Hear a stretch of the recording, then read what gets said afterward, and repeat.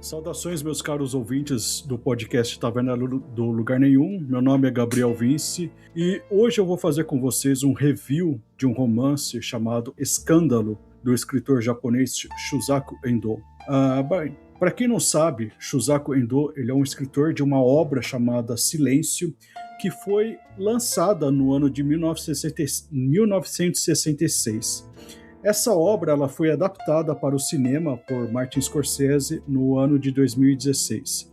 Trata-se de uma obra ambientada no Japão do século XVII e centrada no tema da perseguição aos cristãos.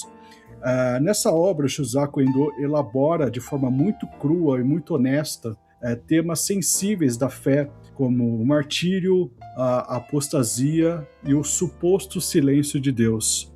O livro Escândalo, por sua vez, ele é ambientado no Japão moderno, no Japão secularizado dos anos 80.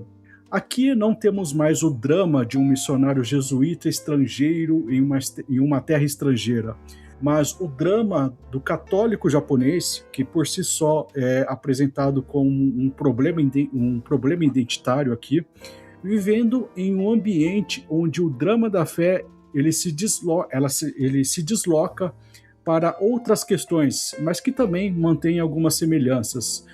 Vocês vão ver que o tema da perseguição aqui será presente também.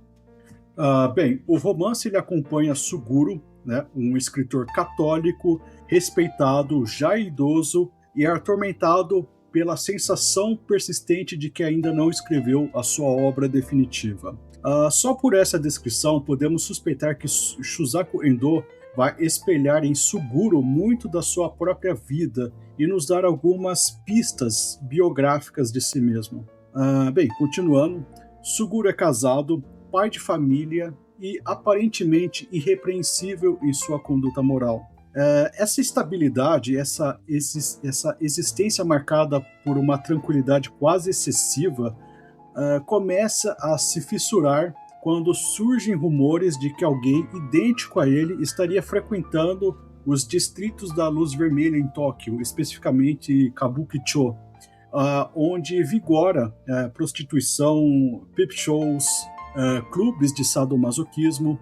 E esse suposto impostor, ou doppelganger, ele passa a ser visto por outras pessoas e Suguro resolve investigar o que está acontecendo. E a partir desse ponto, o livro ele se organiza como uma investigação ambígua. Suguro estaria sendo vítima de uma armação ou estaria diante da materialização de uma parte de si mesmo que jamais teve coragem de reconhecer?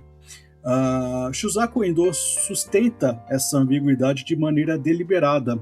O tal impostor, ora parece apenas uma projeção subjetiva, ora parece possuir uma existência própria de fato, uma existência autônoma, reconhecida até por terceiros, ora parece ser o próprio Suguro em um processo de dissociação de personalidade.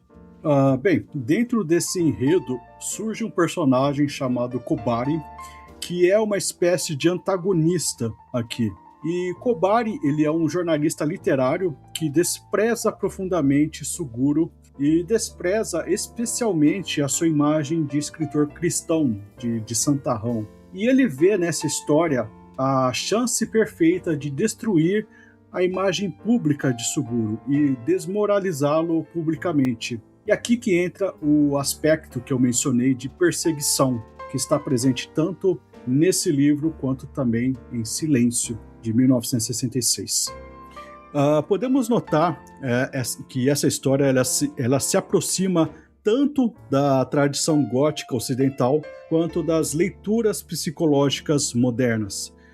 Podemos ver aqui uma influência bem grande de obras como William Wilson, do Edgar Allan Poe, do Médico e o Monstro também.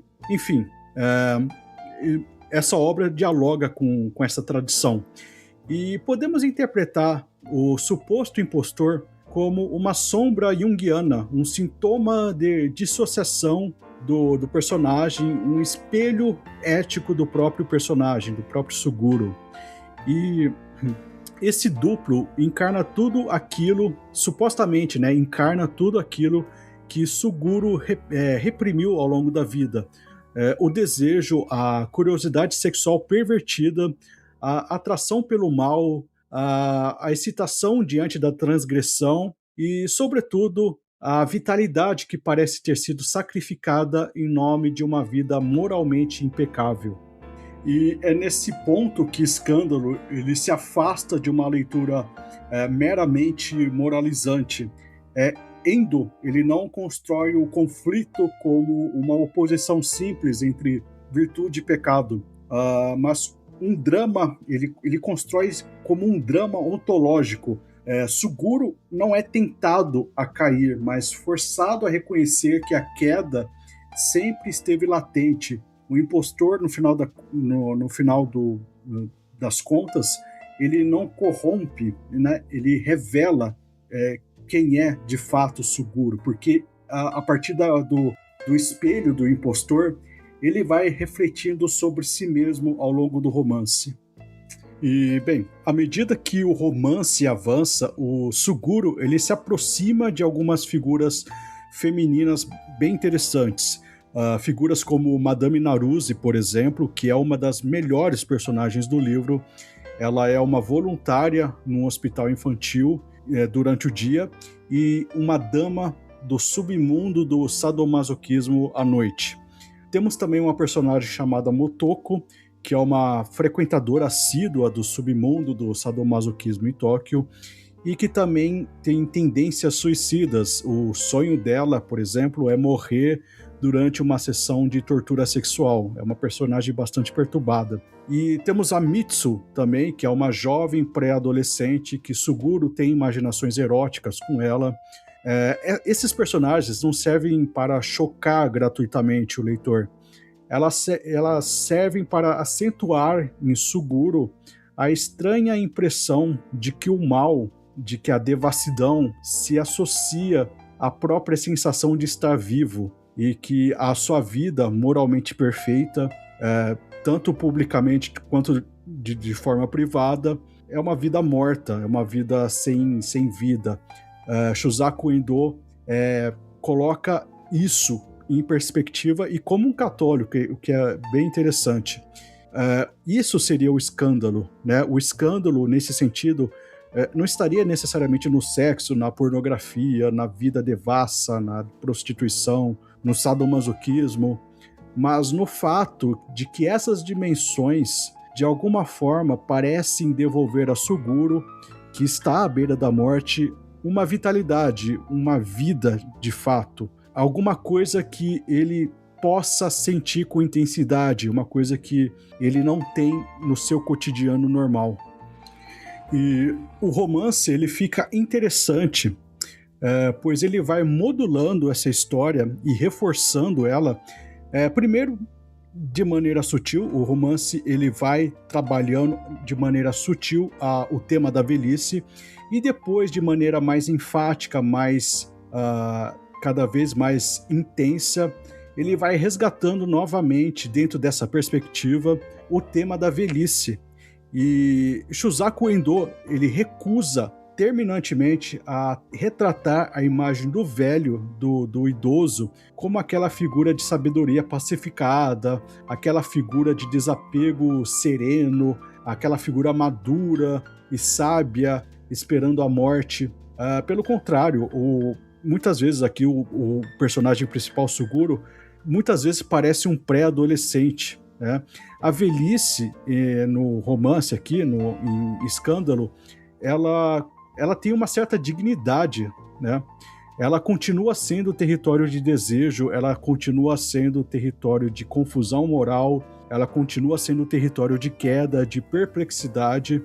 O corpo do personagem principal pode estar velho, pode estar enfraquecido, mas a sua imaginação, a culpa, a pulsão, a tendência ao pecado permanece. A pessoa não se torna santa porque ela envelhece. Inclusive, não apenas permanece essa tendência ao pecado, como muitas vezes ela se intensifica. Essa tendência ao pecado ela se intensifica, porque é justamente essa pulsão se dá justamente porque o tempo se estreita para Suguro, né? Ele fica diante da morte o tempo todo, porque ele tá velho, ele vê os seus amigos morrerem aos poucos, e isso traz uma consciência da morte muito marcante para ele. E ao permitir que Suguro enfrente a sua própria obscuridade na velhice, uma obscuridade que se revela na velhice, no fim da vida, o Shusaku Endo ele devolve à velhice aquilo que lhe é frequentemente negada, que é a humanidade.